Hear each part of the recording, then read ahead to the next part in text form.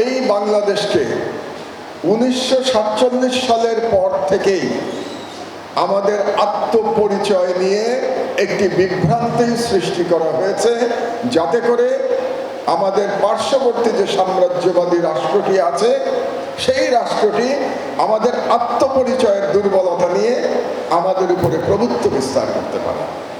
এটাই ছিল তাদের প্রথম উদ্দেশ্য। আমাদেরকে শেখানো হয়েছে আমরা বাঙালি। যে মুহূর্তে আমাদেরকে শেখানো হয়েছে, এবং ইংরেজিতে একটা শব্দ আছে এমফেসিস দেওয়া হয়েছে বাঙালিত্বের প্রতি, সেই মুহূর্ত থেকে আমাদের মুসলমানিত্ব ভুলিয়ে দেওয়ার চেষ্টা করা হয়েছে। কাজেই আমাদের মুসলমানিত্ব ভুলিয়ে দেওয়ার মাধ্যমেই আমাদের উপরে প্রভুত্ব বিস্তার করার চেষ্টা করা হয়েছে। কারণ আপনি যখন আত্মপরিচয় বিস্তৃত হয়ে যাবেন, আপনি আর মেরুদণ্ড সোজা করে দাঁড়াতে পারবেন না।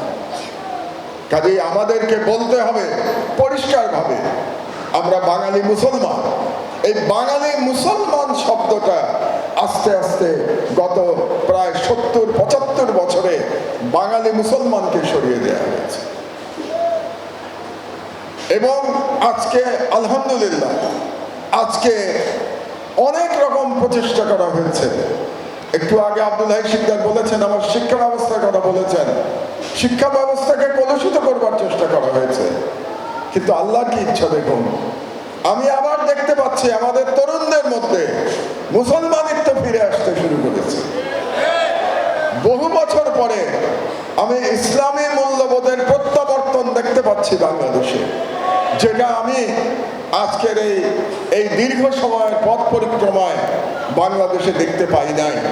এবং সম্ভবত আমাদের অনেক রাজনীতিবিদরা বাংলাদেশের তরুণ সমাজের এই পরিবর্তন তারা এখনো উপলব্ধি করতে পারছেন না। আমাদের অনেক রাজনীতিবিদের মধ্যে এখনো বাঙালিত্ব তাদের মধ্যে শিকড় গেড়ে বসে আছে। এই বাঙালিত্ব ভুলে যেতে হবে। আপনাদের বলতে হবে বাঙালি মুসলমান, এই কথাটা আপনাদের সবাইকে বলতে হবে। আমি যখনই শুনি আমরা বাঙালি, আমি তখনই আমার মনে হয় যে আমাদের আরেকটু পথ পরিক্রমা করতে হবে, যখন আমরা প্রত্যেকে আমাদের আত্মপরিচয়ের ক্ষেত্রে আমরা বলবো আমরা বাঙালি মুসলমান। আমাদেরকে যে বাঙালিত্ব শেখানো হয়েছে সেই বাঙালিত্ব 19 শতকের হিন্দু জাতীয়তাবাদী বাঙালিত্ব, তথাকথিত বাঙালি রেনেসাঁ, যেটার জন্ম হয়েছিল কলকাতায়, এবং যেখানে বাঙালি মুসলমানের কোনো জায়গা ছিল না, সেই বাঙালি রেনেসাঁর মধ্যে বাঙালি মুসলমানদের সেই রেনেসাঁর বাইরে রাখা হয়েছিল। সেই রেনেসাঁ তৈরি করেছিল বাঙালি হিন্দুরা, এবং তাকে সহায়তা করেছিল ব্রিটিশ সাম্রাজ্যবাদী শক্তি, যাতে তারা মুসলমানদের উপরে প্রভুত্ব অব্যাহত রাখতে পারে। কারণ আবারও ইতিহাসের কথা বলি, ইতিহাসের অধ্যাপকের কাছে বলতে তো ভয় লাগার কথা, তিনি তো ইতিহাস অনেক বেশি জানেন। আমরা যদি ব্রিটিশ শাসনের প্রথম 100 বছরের দিকে তাকাই, কারা লড়াই করেছে ব্রিটিশ শাসনের, সাম্রাজ্যবাদী ঔপনিবেশিক শাসনের বিরুদ্ধে? শুধুমাত্র মুসলমানরা লড়াই করেছে প্রথম 100 বছর। 1857 সালের সিপাহী বিপ্লব পর্যন্ত মুসলমানরা লড়াই করে গেছে অব্যাহতভাবে। এবং এই কারণে ব্রিটিশরা চেয়েছিল মুসলমানদের উপর প্রভুত্ব বিস্তার করতে। সেই কারণেই আমাদের বাঙালিত্বের বয়ান দিয়ে আমাদের মুসলমানিত্ব ভুলিয়ে দেওয়ার চেষ্টা করা হয়েছে।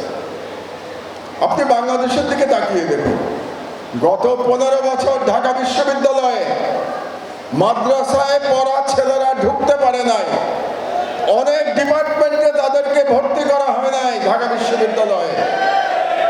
কিন্তু আল্লাহর কি ইচ্ছা দেখেন, আল্লাহর ইচ্ছা তো আল্লাহর কাছে, আল্লাহ শ্রেষ্ঠ পরিকল্পনাকারী। আল্লাহ কি করেছেন, এই যে 9 তারিখে যে ডাকসু নির্বাচন হতে যাচ্ছে, সেখানে যে দলেরই ভিপি নির্বাচিত হোক না কেন, সে যদি মহিলা না হয়, তাহলে যারা প্রতিদ্বন্দ্বিতা করছে তারা সবাই মাদ্রাসার শিক্ষার্থী। ছাত্র দলের যে করছে সে মাদ্রাসার থেকে পড়েছে, যে শিবিরে সে মাদ্রাসাতে পড়েছে, যে এনসিপির সে মাদ্রাসায় পড়েছে। কি আশ্চর্য ঘটনা যে ঢাকা বিশ্ববিদ্যালয়ে 9 তারিখের পরে যে ডাকসুর ভিপি হবে সে মাদ্রাসার ছাত্র ঢাকা বিশ্ববিদ্যালয়ের ডাকসুর ভিপি হবে। কোন দল জিতবে এটা নিয়ে আমার কোনো মাথা ব্যথা নাই, কিন্তু মাদ্রাসার ছেলে যে জিতবে এটাতেই আমি সন্তুষ্ট। আপনার ছাত্র তো বাংলাদেশে দেখেন আমাদের অজান্তে এই পরিবর্তন হয়ে গেছে। প্রফেসর ইউনূস সাহেব একটা বড় মিস্টেক করেছেন। তিনি মানুষের মধ্যে জুলাই বিপ্লবের মাস্টার মাইন্ড খুঁজতে গেছেন। আসলে জুলাই বিপ্লবের একমাত্র মাস্টার মাইন্ড মহান আল্লাহ তাআলা। একমাত্র মাস্টার মাইন্ড ছিলেন মহান আল্লাহ তাআলা। আল্লাহ তাআলার মাস্টার মাইন্ড উনি জুলাই বিপ্লব করিয়েছেন। ওনার কারণেই হাসিনার পতন হয়েছে।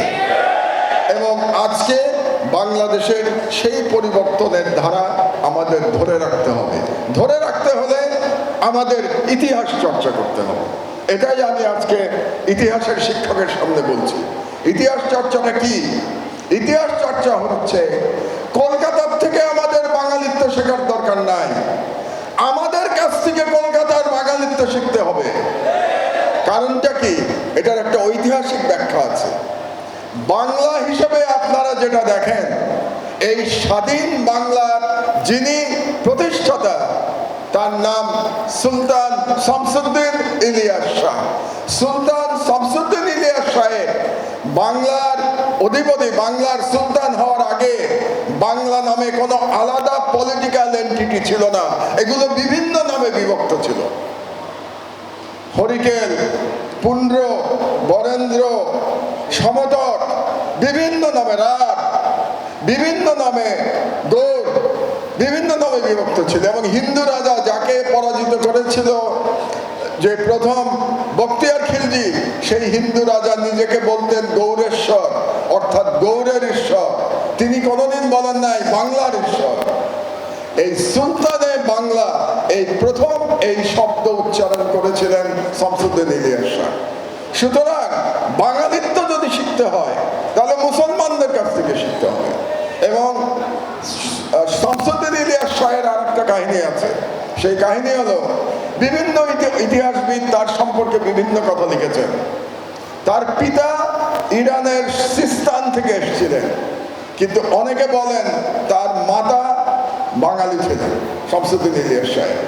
এবং শামসুদ্দিন ইলিয়াস সাহেব ছেলে সিকান্দার শাহ, যিনি প্রায় 50 বছর রাজত্ব করেছিলেন স্বাধীন সুলতান হিসেবে, তার মা ফুলওয়ারা বেগম সম্ভবত বাঙালি ছিলেন। তো সুতরাং এই যে ইতিহাসগুলো আমরা যদি না জানতে পারি তাহলে আমরা সাংস্কৃতিক লড়াইতে জয়লাভ করতে পারবো না। এই ইতিহাস চর্চাগুলো আমাদের করা প্রয়োজন। এবং আমাদের উপরে বাঙালিত্বের নামে যে হিন্দু রেনেসা চাপিয়ে দেওয়া হয়েছে, বাঙালি হিন্দু রেনেসা 19 শতকের 18 শতকে, সেই রেনেসা থেকে আমাদের মুক্তি লাভ করতে হবে। এই জন্য আমাদের বাঙালি মুসলমান আইডেন্টিটির উপরে আমি মনে করি আমাদের জোর দেওয়া আবশ্যক। এবং সেখানে এই বায়তুল শরফের মতো প্রতিষ্ঠান বিশাল ভূমিকা রাখতে পারে। আমি আপনাদেরকে বলি, আমি আজকে মুগ্ধ হয়েছি আপনাদের এখানে এসে, কারণ এখানে জ্ঞান চর্চা হচ্ছে। এবং আল্লাহ কোরআন শরীফে বলেছেন, প্রথম কথা পড়তে বলেছেন আল্লাহ। সুতরাং জ্ঞান চর্চা করতে বলেছেন, পরমাণে জ্ঞান চর্চা করো। এবং বায়তুল শরফ আলহামদুলিল্লাহ তার জ্ঞান চর্চার কাজটা করছে। আজকে মুসলমানরা সারা পৃথিবীতে অত্যাচারিত হচ্ছে। কেন? আমরা জ্ঞান বিজ্ঞানে পিছিয়ে গেছি। আজকে ইসরায়েল গাজার উপরে অত্যাচার করতে পারছে, তার দুটো কারণ। একটা কারণ আমাদের নিজেদের মধ্যে অনৈক্য, মুসলমানদের অনৈক্য। আর দ্বিতীয় কারণ জ্ঞান বিজ্ঞানে পিছিয়ে যাওয়া। ইসরায়েলের টেকনোলজির সাথে মুসলমানরা পেরে উঠছে না। সুতরাং যদি জ্ঞান বিজ্ঞানে আমরা এগিয়ে যেতে না পারি তাহলে সারা পৃথিবীতে মুসলমানরা তাদের যে হৃদ গৌরব এটা পুনরুদ্ধার করতে সক্ষম হবে না। আমি মনে করি বায়তুল শরফ একটা এক্সাম্পল ক্রিয়েট করছে। এবং এই বিষয়ে আমি এখানে আমার মিডিয়ার কথা তো আমি বলতেই পারি, আমার কলিগরা আছেন এখানে, আমার বন্ধু, আমার ভাই আব্দুল হাই শিকদার, তিনিও একজন নামকরা একটা বড় পত্রিকার তিনি সম্পাদক। তাদেরকে বলবো বায়তুল শরফের মতো প্রতিষ্ঠানগুলোর আরো প্রচার হওয়া দরকার। কারণ বাংলাদেশে মাদ্রাসা নিয়ে এক ধরনের অপপ্রচার আছে। কারা অপপ্রচার করে? যারা আমাদেরকে দুর্বল করতে চায়, যারা আমাদের ইসলামী চেতনাকে দুর্বল করতে চায়, তারাই মাদ্রাসা নিয়ে অপপ্রচার করে। কিন্তু মাদ্রাসার মধ্যে বাইতুল শরফের মতো প্রতিষ্ঠানকে যদি আমরা প্রচার করতে পারি, তাহলে আমরা বলতে পারবো যে এখানে শুধু ধর্ম শিক্ষা দেওয়া হচ্ছে না, এখানে জ্ঞান বিজ্ঞানের চর্চা করা হচ্ছে এবং এখানে একটা বিশাল কাজ করছেন। আমরা জানি, যেমন আজকের যে রাহবার, যিনি আজকে সভাপতি, তার পিতার নাম কিন্তু আমি জানতাম, তার সাথে আমার পরিচয় হয় নাই, কারণ তার পিতা বাংলাদেশে ইসলামী ব্যাংকের উদ্ভাবক ছিলেন, সেটা আমি জানতাম। তার পিতাকে খুব শ্রদ্ধা করতাম আমরা। তো সেই কারণেই আমি মনে করি যে এই ধরনের প্রতিষ্ঠান নিয়ে আমাদের আরো চর্চা হওয়া দরকার। আমি খুব খুশি হয়েছি, দেখলাম যে মরহুম আব্দুল জব্বার সাহেবের উপরে ওনার জীবনী নিয়ে পিএইচডি থিসিস রচিত হয়েছে এবং এই ধরনের চর্চা, জ্ঞান বিজ্ঞানের চর্চা অব্যাহতভাবে হওয়া প্রয়োজন এবং আমাদের লড়াই অব্যাহত রাখতে হবে। যেমন একটু আগে আব্দুল হাই শিকদার সাহেব একটা কথা বলেছেন যে ভারত আমাদের অন্যতম পটেনশিয়াল এনিমি। আমি পটেনশিয়াল শব্দটা বলছি, সম্ভাব্য শত্রু, কারণ ভারত 3 দিক থেকে বাংলাদেশকে বেষ্টিত করে রেখেছে, সঠিক, কিন্তু আমি এটাকে আবার উল্টো ভাবে দেখি। এটা ঠিক, ভারত বাংলাদেশকে 3 দিক থেকে বেষ্টিত করে রেখেছে, কিন্তু বাংলাদেশও ভারতের 7 সিস্টারের 7 রাজ্যকে বেষ্টিত করে রেখেছে। সুতরাং এইটা যেন আমরা ভুলে না যাই, আমরা শুধু দুর্বলতার দিকে যেন না দেখি, আমাদের সবলতার দিকেও দেখা উচিত। আমার যে জিওপলিটিক্যাল স্ট্রেংথ, এটা বুঝতে হবে। যেহেতু ভারতের 7 রাজ্য বাংলাদেশ দ্বারা বেষ্টিত, এটা ভারতের জন্য একটা সিকিউরিটি থ্রেট এবং সেই সিকিউরিটি থ্রেট আমাদের কাজে লাগাতে হবে। আমরা যদি আমাদের যেটাকে বলে জিওপলিটিক্যাল আমাদের যে সুবিধা, যেগুলো, এটা যদি কৌশল অবলম্বন করতে পারি, তাহলে বাংলাদেশ দক্ষিণ এশিয়ায় একটা অন্যতম জিওপলিটিক্যাল প্লেয়ার হয়ে উঠতে পারে। কিন্তু উঠতে হলে আবারও বলি, আমাদের জ্ঞান বিজ্ঞানের চর্চা লাগবে। আমাদের একটা বিরাট সম্পদ আল্লাহ দিয়েছেন, উর্বর মাটি, অনেক সুইট ওয়াটার, মিষ্টি পানি, এগুলো তো আছেই। বাংলাদেশে আল্লাহ 18 কোটি মানুষ দিয়েছেন, এটা একটা বিরাট শক্তি। আরো একটা আল্লাহ আমাদের উপরে রহমত করেছেন, এটা একটু চিন্তা করে দেখেন। এখানে অনেক ওলামা একরামরা আছেন। আমি খুব আধ্যাত্মিক মানুষ নই, আমি দুনিয়ার মানুষ, সেকুলার এডুকেশনে পড়াশোনা করেছি। একটু চিন্তা করে দেখুন, বাংলাদেশ দিল্লি থেকে কত দূরে? দিল্লি থেকে প্রায় 2000 কিলোমিটার দূরে বাংলাদেশ। মুসলিম শাসন যেটা ছিল, ভারতের মুসলিম শাসন প্রায় 700 বছরের, সেটার মেইন কেন্দ্র ছিল দিল্লি। তো মেইন কেন্দ্র যেটা, সেটার থেকে বাংলাদেশ এত দূরে, তাহলে বাংলাদেশে এত মুসলমান কেন হইলো, দিল্লিতে মুসলমান হলো না কেন? দিল্লিতে আজকে মুসলমানের সংখ্যা 10%, বাংলাদেশে মুসলমানের সংখ্যা 91%। এর ব্যাখ্যা কি? এর ব্যাখ্যা খুঁজে বের করা দরকার যে কেন সাধারণত কি হয়, যে শাসক যেখানে থাকে তার আশেপাশে ধর্মান্তরিত হওয়া উচিত ছিল, কিন্তু সেখানে ধর্মান্তরিত না হয়ে এই কাদাপানির দেশে মানুষেরা দলে দলে ইসলাম ধর্মের পতাকা তলে আশ্রয় নিল কেন? এর একটা কারণ, আমরা যদি স্পিরিচুয়ালি দেখি, তাহলে এটা আল্লাহর রহমত। আল্লাহ আমাদেরকে দিনের মধ্যে গ্রহণ করেছে, তো এটা তো আল্লাহ আমাদের উপরে রহমত করেছে। এবং বাংলাদেশ একটা মুসলমানদের আইল্যান্ডের মতো, একটা দ্বীপের মতো।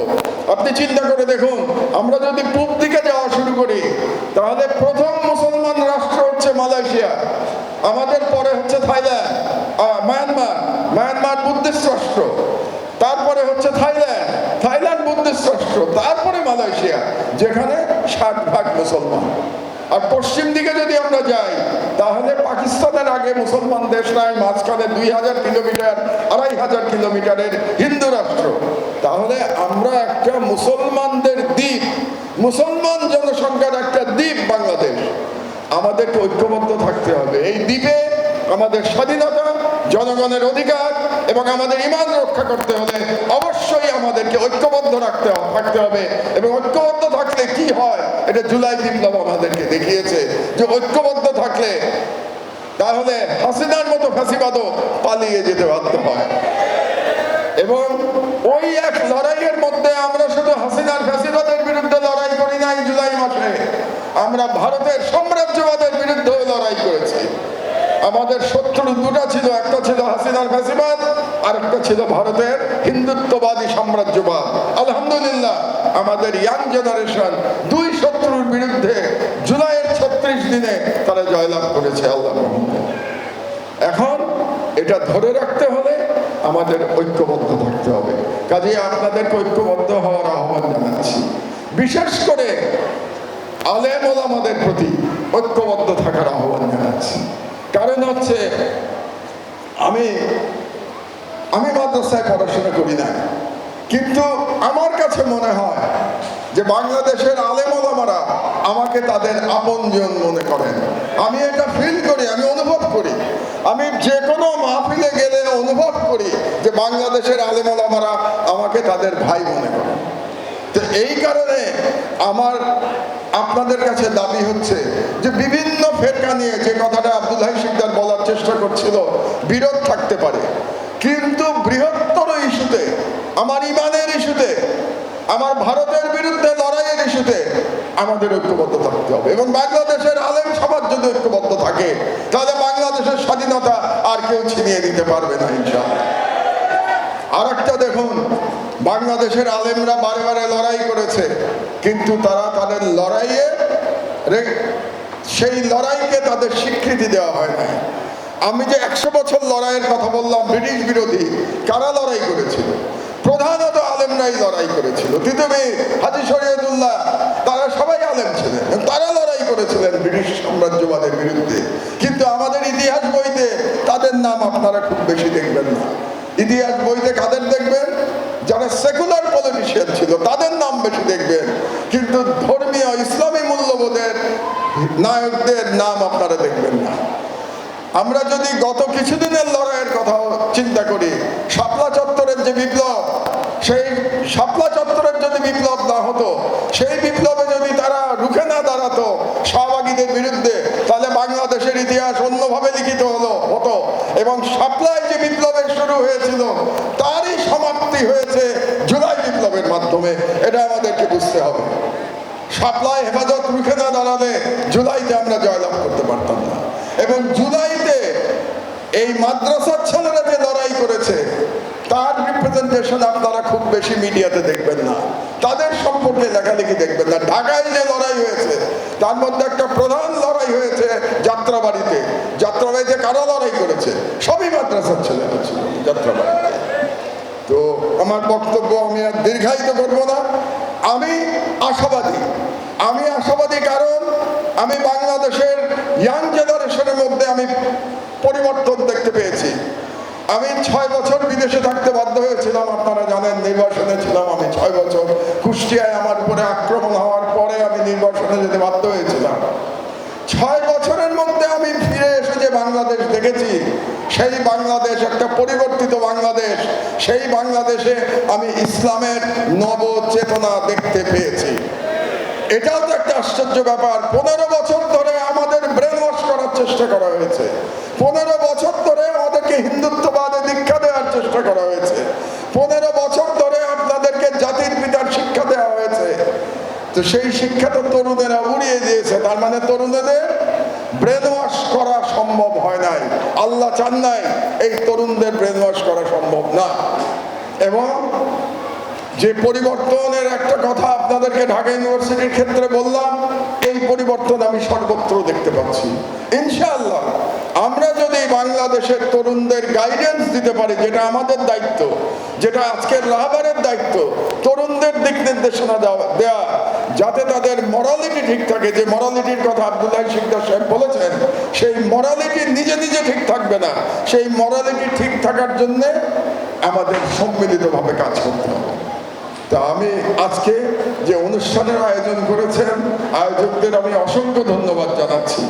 এবং তাদের আজকের যে সম্বর্ধনা দেওয়ার যে সিলেকশন, এটাও খুব ইন্টারেস্টিং লেগেছে আমার কাছে, খুবই ইন্টারেস্টিং লেগেছে এটা। এবং আমি আশা করি তাদের এই যে এক ধরনের অনুপ্রেরণা দেওয়া, এই যে আমাদের 4 জনকে আপনারা সম্বর্ধনা দিলেন, আমরা তো অনুপ্রেরণা লাভ করলাম। মানুষ মানেই প্রশংসা শুনতে ভালোবাসে। কাজেই আপনারা 4 জনকে অনুপ্রাণিত করেছেন, এভাবে আপনারা অনুপ্রেরণা দিয়ে যান। আপনাদের বাবা বা তারও আগে তার পিতা, আপনারা বংশ পরম্পরায় যে কাজ করছেন, সেই জন্য আল্লাহর কাছে আপনাদের পরিবারের জন্য আমি আল্লাহর কাছে দোয়া করছি, আপনাদের যেন মহান আল্লাহ তাআলা আপনাদের উপরে রহমত বর্ষণ করেন এবং এই ধরনের মাহফিলে আবারও আসার ইচ্ছা ব্যক্ত করে আমার বক্তব্য শেষ করছি।